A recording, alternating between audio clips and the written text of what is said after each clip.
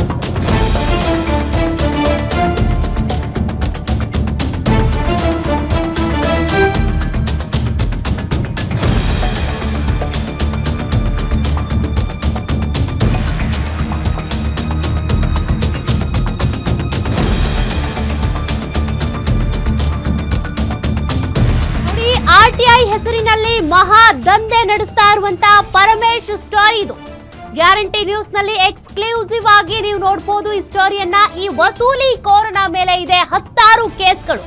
ಇಷ್ಟು ಕೇಸ್ಗಳಿದ್ರೂ ಕೂಡ ಪೊಲೀಸರು ಯಾಕೆ ಕಣ್ಮುಚ್ಚಿ ಕೂತಿದ್ದೀರಿ? ಇಷ್ಟು ಕೇಸ್ ಇದ್ರೂ ಕೂಡ ಪೊಲೀಸರೇ ಇನ್ನೂ ಕೂಡ ಯಾಕೆ ಆತನನ್ನ ಅರೆಸ್ಟ್ ಮಾಡಿಲ್ಲ? ಇಷ್ಟು ಕೇಸ್ಗಳಿದ್ರೂ ಕೂಡ ಕೋಕಾ ಕೇಸ್ ಇನ್ನೂ ಯಾಕೆ ಹಾಕಿಲ್ಲ? ಪೊಲೀಸ್ ಕಮಿಷನರ್ ಅವರೇ, ಈ ವಿಷಯದಲ್ಲಿ ಯಾಕೆ ನೀವು ಕಣ್ಮುಚ್ಚಿ ಕೂತಿದ್ದೀರಿ? ಮೊನ್ನೆಯಷ್ಟೇ ಪರಮೇಶ್ ಮೇಲೆ ಅಮೃತಹಳ್ಳಿಯಲ್ಲಿ ದಾಖಲಾಗಿದೆ ವಸೂಲಿ ಕೇಸ್. ಕೆಲ ದಿನಗಳ ಹಿಂದಷ್ಟೇ ಕಾಡುಗೋಡಿಯಲ್ಲಿ ದಾಖಲಾಗಿದೆ ಬೆದರಿಕೆ ಕೇಸ್. ಕಳೆದ ಜೂನ್ ನಲ್ಲಿ ಹೊಸಕೋಟೆಯಲ್ಲಿ ದಾಖಲಾಗಿದೆ ಅತ್ಯಾಚಾರದ ಕೇಸ್. ಆದ್ರೂ ಪೊಲೀಸರು ಯಾಕೆ ಕಣ್ಮುಚ್ಚಿ ಕೂತಿದ್ದೀರಿ? ಯಾಕೆ ಅರೆಸ್ಟ್ ಮಾಡ್ತಾ ಇಲ್ಲ? 2 ವರ್ಷದ ಹಿಂದೆ ಕಾಡುಗೋಡಿಯಲ್ಲಿ ದಾಖಲಾಗಿದೆ ಅತ್ಯಾಚಾರ ಕೇಸ್.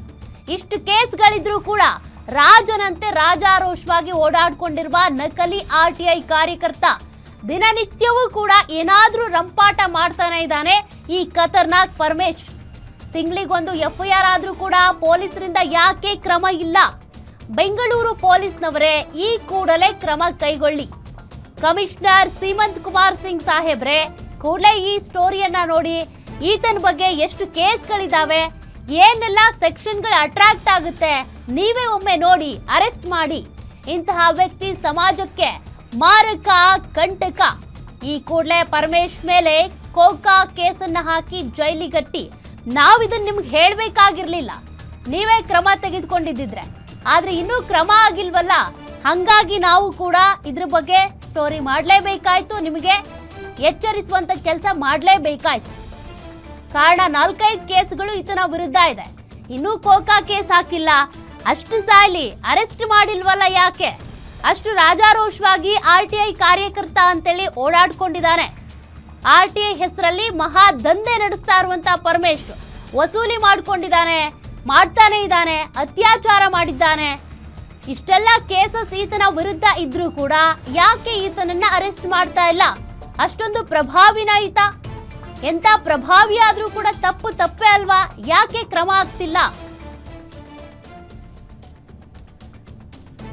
ಮತ್ತಷ್ಟು ಡೀಟೇಲ್ಸ್ ಕೊಡ್ತಾರೆ ನಮ್ಮ crime bureau head SK Manjunath, ಈ ಪ್ರಕರಣ ಏನು ಅನ್ನೋದನ್ನ ಮೊದಲಿಗೆ ನೀವು ಡೀಟೇಲ್ಡ್ ಆಗಿ ಹೇಳೋದಾದ್ರೆ. ಸೋಕೆ ಏನು, ಬೆಂಗಳೂರಿನಲ್ಲಿ ಸಾಕಷ್ಟು ಜನ RTI ಕಾರ್ಯಕರ್ತರು ಇದ್ದಾರೆ. ಅದರಲ್ಲಿ RTI ಜೊತೆಗೆ ಅದರ ನಿಜವಾದ ಒಂದು ಪರಿಹಾರ ಕಂಡುಕೊಳ್ಳುವ ನಿಟ್ಟಿನಲ್ಲಿ ಎಷ್ಟು ಕೆಲಸ ಮಾಡ್ತಾರೋ ಗೊತ್ತಿಲ್ಲ. ಆದ್ರೆ ಅವರಿಗೆ ವೈಯಕ್ತಿಕ ಏನೆಲ್ಲ ಲಾಭಗಳನ್ನ ಪಡ್ಕೊಳ್ಬೇಕು ಅಂತಹ ಕೆಲಸಗಳನ್ನ ಮಾಡೋದ್ರಲ್ಲಿ ಅವರು ನಿರತರಾಗಿರ್ತಾರೆ. ಇಲ್ಲಿ ಈಗ ಏನು ಗ್ಯಾರಂಟಿ ನ್ಯೂಸ್ ನಲ್ಲಿ ಪ್ರಸಾರ ಆಗ್ತಕ್ಕಂತ ಒಂದು ಸುದ್ದಿ ಅಂದ್ರೆ ಇದು RTI ಕಾರ್ಯಕರ್ತ ಪರಮೇಶ್ ಅಂತಕ್ಕಂಥದ್ದು. ಈತ ಬಂದು ಬೆಂಗಳೂರಿನ ವೈಟ್ ಫೀಲ್ಡ್ ಸಮೀಪ ಇರ್ತಕ್ಕಂತ ಒಂದು ಕಾಡುಗೋಡಿ ಪೊಲೀಸ್ ಠಾಣೆ ವ್ಯಾಪ್ತಿಯಲ್ಲಿ ಇರ್ತಕ್ಕಂಥ ವಾಸವಾಗಿರ್ತಕ್ಕಂಥದ್ದು.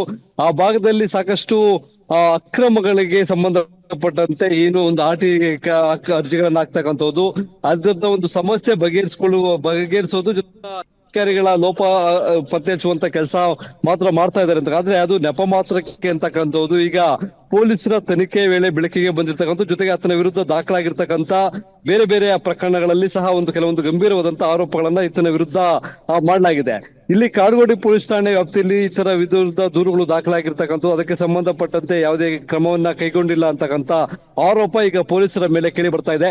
ಹೊಸಕೋಟೆಯಲ್ಲಿ ಒಂದು ಅತ್ಯಾಚಾರ ಪ್ರಕರಣ ಇವರ ಮೇಲೆ ದಾಖಲಾಗಿತ್ತು. ಅದಕ್ಕೂ ಸಂಬಂಧಪಟ್ಟಂತೆ ಏನು ಅಲ್ಲಿನ ಪೊಲೀಸರು ಈತರ ಮೇಲೆ ವಿರುದ್ಧ ಯಾವುದೇ ರೀತಿಯಂತ ಕ್ರಮವನ್ನ ಕೈಗೊಂಡಿಲ್ಲ, ಓಡಾಡಕ್ಕೆ ಬಿಟ್ಟಿದ್ದಾರೆ ಅಂತಕ್ಕಂಥ ಆರೋಪ ಈಗ ಪೊಲೀಸರ ಮೇಲೆ ಇದೆ. ಇದು ಜೊತೆಗೆ ಇತ್ತೀಚೆಗಷ್ಟೇ 15 ದಿನಗಳ ಹಿಂದೆ ಬೆಂಗಳೂರಿನ ಒಂದು ಏನು ಅಮೃತಹಳ್ಳಿ ಪೊಲೀಸ್ ಠಾಣೆ ವ್ಯಾಪ್ತಿಯಲ್ಲಿ ಒಬ್ಬ ಹೋಟೆಲ್ ಉದ್ಯಮಿಗೆ ಬೆದರಿಕೆ ಹಾಕಿದ್ರು ಅಂತಕ್ಕಂಥದ್ದು. ಆ ಪ್ರಕರಣದಲ್ಲಿ ಈತನ ವಿರುದ್ಧ A3 ಆರೋಪಿಯನ್ನಾಗಿ FIR ದಾಖಲು ಮಾಡಲಾಗಿದೆ. ಅದರಲ್ಲಿ ಬೃಂದ ಅಂತ ಮಹಿಳೆಯನ್ನ ಬಂಧನ ಸಹ ಮಾಡಲಾಗಿದೆ. ರೆಡ್ ಹೆಡ್ ಆಗಿ ಮಹಿಳೆ ಮೈಸೂರು ಮೂಲದ ಬೃಂದ ಎಂಬಾಕೆಯನ್ನ ಅರೆಸ್ಟ್ ಮಾಡಿ ತನಿಖೆಯನ್ನ ಸಹ ಕೈಗೊಂಡಿದ್ರು. ಆದ್ರೆ ಇಲ್ಲಿ ಪೊಲೀಸರ ತನಿಖೆ ವೇಳೆ ಈತನ ಪಾತ್ರ ಏನು ಅನ್ನೋದ್ರ ಬಗ್ಗೆ ಈಗ ಅಮೃತಹಳ್ಳಿ ಪೊಲೀಸರು ಆ ಒಂದು ತನಿಖೆಯನ್ನ ಸಹ ಮುಂದುವರಿಸಿರ್ತಕ್ಕಂಥದ್ದು. ಇನ್ನುಳಿದಂತೆ ಏನು ಈತನ ವಿರುದ್ಧ ಸರಣಿಯಾಗಿ ಕೆಲವೊಂದು RTI ಹೆಸರಲ್ಲಿ ವಸೂಲಿ ಮಾಡ್ತಾ ಇದ್ದಾರೆ ಅಂತಕ್ಕಂಥ ಆರೋಪಗಳನ್ನ ಮಾಡ್ತಾ ಇದ್ದಾರೆ. ಈತನೂ ಸಹ ಹಲವಾರು ಪೊಲೀಸ್ ಠಾಣೆಗಳಲ್ಲಿ ದೂರನ್ನ ದಾಖಲು ಮಾಡಿದ್ದಾರೆ. ಜೊತೆಗೆ ಈತನ ವಿರುದ್ಧವೂ ಸಹ ಆ ದೂರುಗಳು ದಾಖಲಾಗಿದ್ದಾವೆ. ಆದ್ರೆ ಇಲ್ಲಿವರೆಗೂ ಪೊಲೀಸರು ಯಾಕೆ ಈತನ ವಿರುದ್ಧ ಶಿಸ್ತು ಕ್ರಮ ಕೈಗೊಂಡಿಲ್ಲ, ಕಠಿಣ ಕ್ರಮ ಕೈಗೊಂಡಿಲ್ಲ ಅಂತಕ್ಕಂಥ ಒಂದು ಈಗ ಆರೋಪಗಳು ಕೇಳಿ ಬರ್ತಾ ಇರ್ತಕ್ಕಂಥ. ಹೀಗಾಗಿ ಏನು ಈತನ ವಿರುದ್ಧ ಎಲ್ಲೆಲ್ಲಿ ಕೇಸ್ಗಳು ದಾಖಲಾಗಿದ್ದಾವೆ ಆ ಒಂದು ಮಾಹಿತಿಯನ್ನ ಕಲೆ ಹಾಕಿ ಪೊಲೀಸರು ಒಂದು ಕ್ರಮವನ್ನ ಕೈಗೊಳ್ಬೇಕು. ಈತನ ವಿರುದ್ಧ ಯಾವ ಒಂದು, ಯಾಕಂದ್ರೆ ರಿಪೀಟೆಡ್ ಕ್ರೈಮ್ ಗಳನ್ನ ಮಾಡ್ತಕ್ಕಂಥದ್ದು ಅಥವಾ ಪದೇ ಪದೇ ಹಿಂದಿಂದೆ FIR ಆಗ್ತಕ್ಕಂಥ ಸಂದರ್ಭದಲ್ಲಿ ಆತರ ವಿರುದ್ಧ ಸಮಾಜಕ್ಕೆ ಒಂದು ಶಾಂತಿ ಉಂಟಾಗಿದೆ, ಶಾಂತಿಯ ಭಂಗ ಉಂಟಾಗಿದೆ ಅನ್ನೋ ಕಾರಣಕ್ಕಾಗಿ ಒಂದು ಬಾಂಡನ್ನ ಬರ್ಸ್ಕೊಂಡು ಅವರ ವಿರುದ್ಧ ಸೂಕ್ತವಾದಂತಹ ಕೇಸನ್ನ ದಾಖಲು ಮಾಡಬೇಕು. ಆ ಕೇಸನ್ನ ದಾಖಲು ಮಾಡೋದಕ್ಕೆ ಯಾಕೆ ಪೊಲೀಸ್ ಲೇಟ್ ಅನ್ನ ಆಗ್ತಾ ಇದ್ದಾರೆ ಅಂತಕ್ಕಂಥ ಒಂದು ಆರೋಪಗಳು ಸಹ ಕೇಳಿ ಬರ್ತಾ ಇರ್ತಕ್ಕಂಥದ್ದು.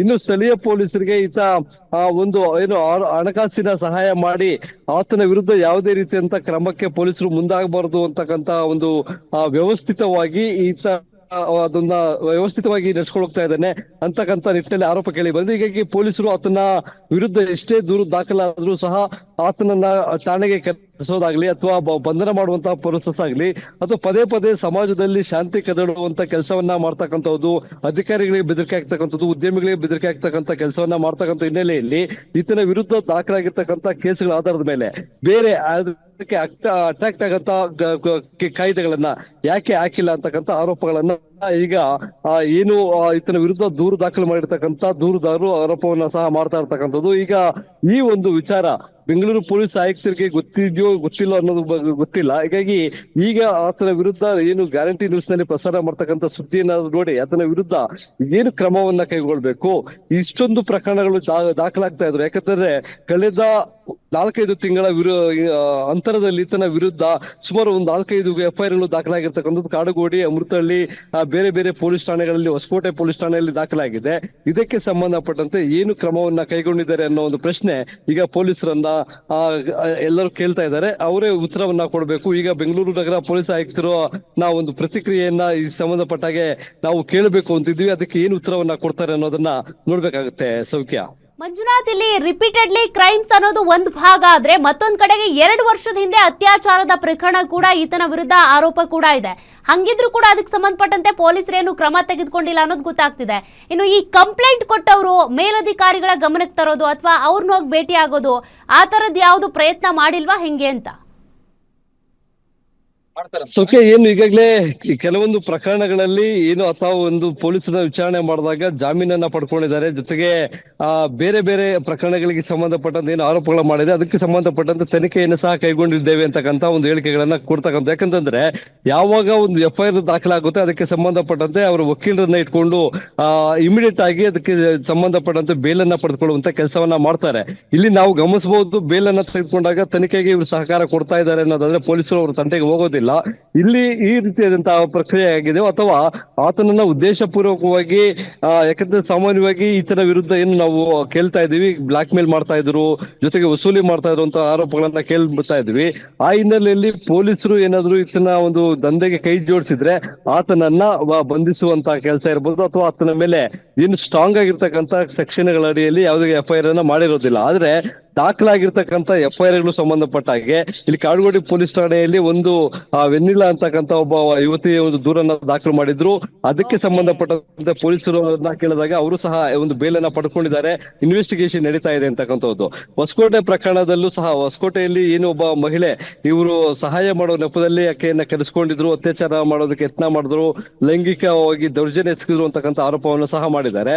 ಆ ಪ್ರಕರಣದಲ್ಲೂ ಬೇಲನ್ನ ಪಡ್ಕೊಂಡಿದ್ದಾರೆ ಅಂತ ಹೀಗಾಗಿ ಏನು ಪೊಲೀಸರನ್ನ ಕೇಳಿದಾಗ ಈ ಒಂದು ರೀಸನ್ ಅನ್ನ ಕೊಡ್ತಾರೆ. ಆದ್ರೆ ಇಲ್ಲಿ ರಿಪೀಟೆಡ್ ಆಗಿ ಈ ರೀತಿಯಾದಂತ FIR ಆಗ್ತಕ್ಕಂಥ ಹಿನ್ನೆಲೆಯಲ್ಲಿ ಆತನ ಮೇಲೆ ಬೇರೆ ಯಾವ ಕೇಸನ್ನ ದಾಖಲು ಮಾಡಬಹುದು? ಈಗ ಸಾಮಾನ್ಯವಾಗಿ ಯಾವ್ದಾದ್ರು ರೌಡಿ ಶೀಟರ್ಗಳು ಈ ರೀತಿಯಾಗಿ ಅವರ ವಿರುದ್ಧ ಪದೇ ಪದೇ ಕ್ರೈಮ್ ನಡೀತಾ ಇದ್ರೆ ಅವರನ್ನ ಠಾಣೆಗೆ ಕರೆಸ್ಕೊಳ್ತಾರೆ, ಅವರನ್ನ ಒಂದು ಬಾಂಡ್ ಅನ್ನ ಬರ್ಸ್ಕೊಂತಾರೆ. ಆ ಒಂದು ವೈಯಕ್ತಿಕ ಬಾಂಡ್ ಅನ್ನ ಬರ್ಸ್ಕೊಂಡು ಮುಂದೆ ಯಾವುದೇ ರೀತಿಯಾಗಿ ಇಂತಹ ಕೃತ್ಯಗಳು ನಡೆಯಬಾರ್ದು ಅಂತಕ್ಕಂಥ ಒಂದು ವಾರ್ನಿಂಗ್ ಅನ್ನ ಸಹ ಕೊಡ್ತಾರೆ.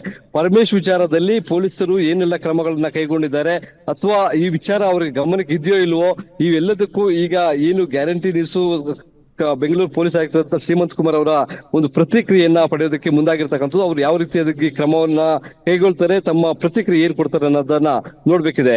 ಸೌಖ್ಯ. Thank you Manjunath ಡೀಟೇಲ್ಸ್ಗೆ.